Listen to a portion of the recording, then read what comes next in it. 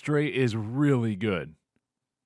But there are some things that I'm not a fan of, especially towards the end of the game. There's some areas of the game that are disappointing, to be honest, and they left me questioning why they put those sections in. All right, let's get into my 10-hour impressions of Stray. Try to catch me howling at the moon.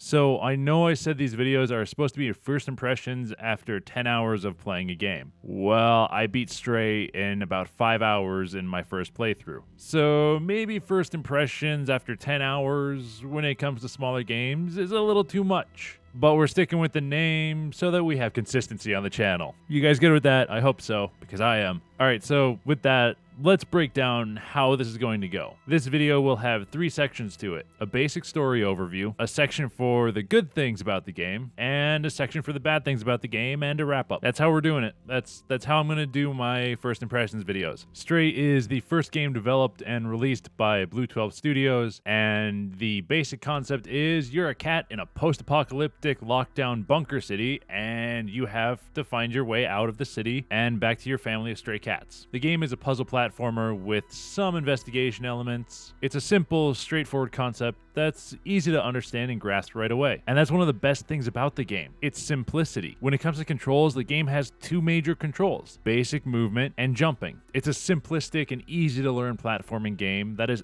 accessible to any player. Everything in the game, control-wise, feels tight and responsive. I've only had a few times where I was trying to jump somewhere and the game made me go the wrong way. Like I'm looking up to jump to a higher place, but the controls switched and have me jump down instead. But that could have just been my own stupidity for not paying attention that much. These controls and the main features of the game are made better because of Stray's fantastic level design. I love the level design of Stray. In the case of the platforming areas, there is a good variety of locations, from going through buildings and across scaffolding to jumping on barrels in the sewers so you don't fall into the water. The theme throughout the whole game is cohesive and great. I love the platforming areas, but I'm not a huge fan of the hub areas. I think they work well, but there's so much to explore in those areas that it honestly tired me out and I just had to move on from them. Especially that first area when I was looking for the music sheets. I got stuck there for about 30 minutes to like an hour and a half. I'm not 100% sure how long it was. Just trying to find music sheets 1 and 2 after I had already found 3 through 8. And I just got tired of looking. I did a quick sweep around the area and I found 2 in like a random place that I thought I had checked. But then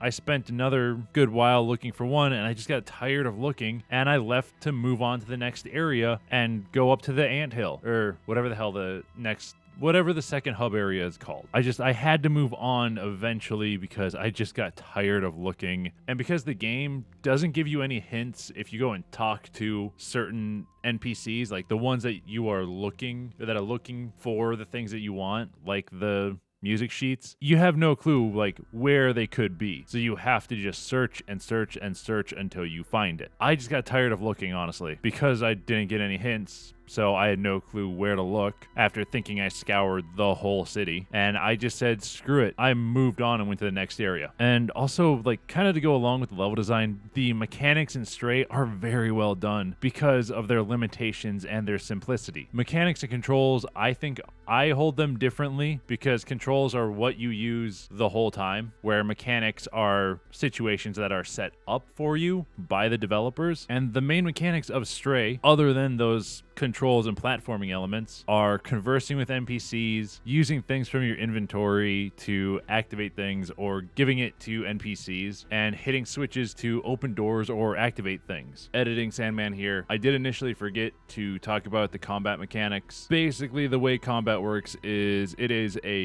Alan Wake without guns. You shine your light concentrated on the group of enemies and they pop. That's about it. That is combat. It's fairly simple, fairly easy to understand, and fairly straightforward. There are more mechanics, but they are used in a very limited capacity, like sneaking past guards or getting their attention so they follow you so you can trap them in a room and get past them, or having robots follow you so you can guide them into a place and get over an obstacle or have them hold down a switch. The problem I have with these mechanics is these are introduced at the end of the game in the last about 2 to 3 levels, and they're only used a couple of times. I would have loved this game to be a bit longer so that these mechanics could be be explored more, but it still is a fantastic game, and the mechanics of Stray are really good. The level design is great. The controls are super good. They're super tight, and the story is really good. The game in general is really good. I honestly don't have anything bad to say about the game. It was a very good puzzle platformer with a good story. The only problems I have with the game are super nitpicky things. I wish it was longer so the mechanics they introduced late in the game could be used more. And I wish the ending portion wasn't so lackluster in gameplay like it is. The game feels like a complete story that you don't need another game for. But I'm hoping that Blue 12 Studios does give us a follow-up game where we're exploring the outside world and trying to find our stray cat family. And we have to like dodge or hide from predators or maybe fight them. Maybe we have to hunt some prey or something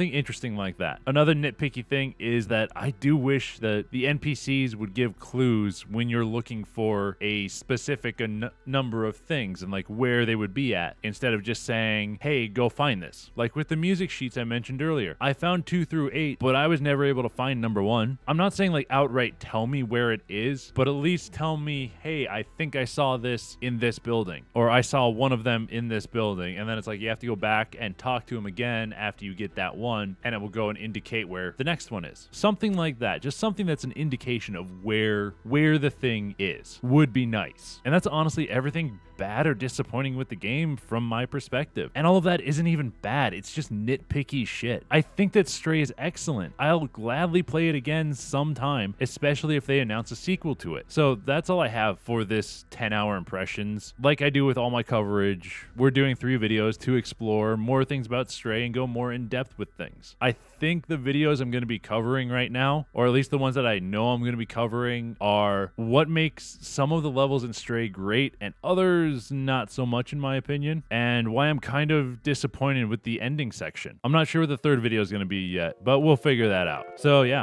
that's all I got, guys. I hope you have a royal day, and I will talk to you next time.